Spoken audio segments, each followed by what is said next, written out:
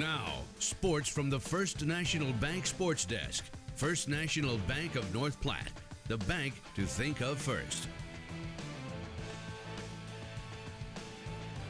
Welcome into today's update. Baseball is back to full capacity for the region this summer, with Legion and youth baseball and softball all ready to go for the summer season. The final shoe to drop was the Expedition League and the Pioneers. Yesterday, as the tea leaves had started to indicate, the Expedition League announced the launch of the 2020 season with 6 of the 10 teams in the league all set and ready to go. Casper, Wheat City, Sioux Falls, and Spearfish will not be playing due to restrictions in those areas. I caught up this morning with Western Nebraska Pioneers team owner Chuck Heeman, who says it's all systems go for the Pioneers and baseball in town this summer. Oh man, we're obviously very, very excited.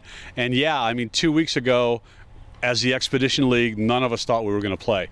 The restrictions were, through the May restrictions were pretty intense. And then when Governor Ricketts came out with the June restrictions, we started working with the PPHD, the Unified Command, working with the city of Gering on how we can do this and do it safely. That's the main thing. We could play baseball, but it's got to be safe for the people to come out, and how do we do this? So we worked on some plans.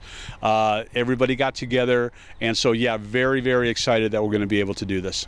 So what area fans want to know is how restrictions will affect them at the ballpark and what the plan is for this summer to accommodate all these baseball star fans. We have 402 reserved seats, and they're basically all sold out.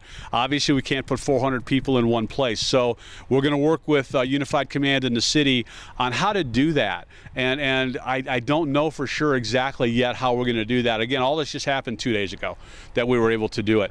So it may be a case where one set of fans can sit there one day, the other set can sit there the next day.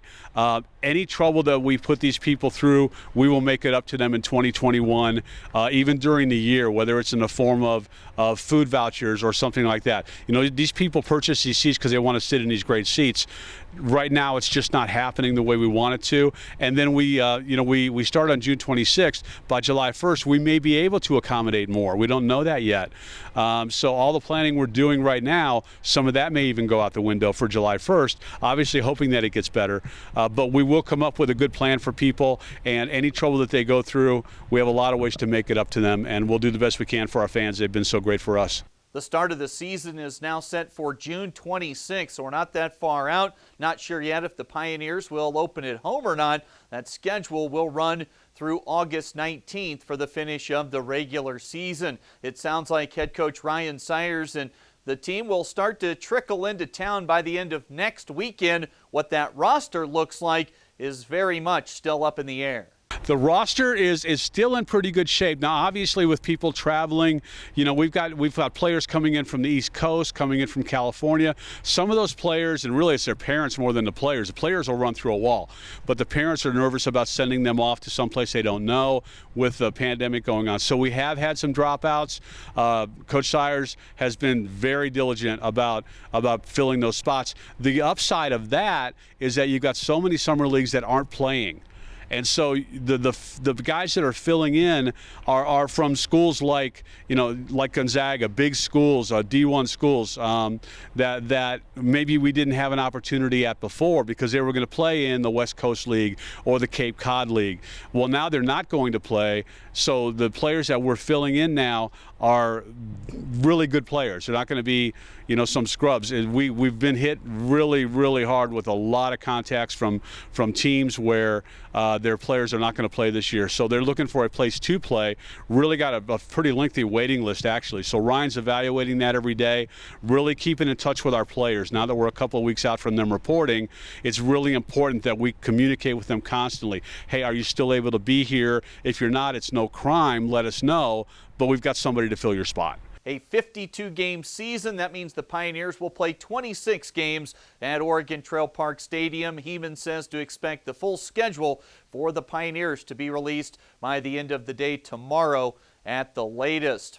And it's been a long waiting game for the Chadron State men's basketball program as they tried to find their next head coach. That decision has been made. It's Shane Pabin set to take over for Houston Reed, who left for an assistant's job at Northern Colorado. Pabin comes to Chadron from Bellevue University, where he put together an impressive resume over 11 years at the school just outside of Omaha. The Eagles are coming off a 4-24 season that included just one win in the RMAC. That'll do it for today. The latest from here at the FNBO TV Sports Desk. I'm Chris Cottrell. Ryan's back with more coming up right after this here on KNEB.TV.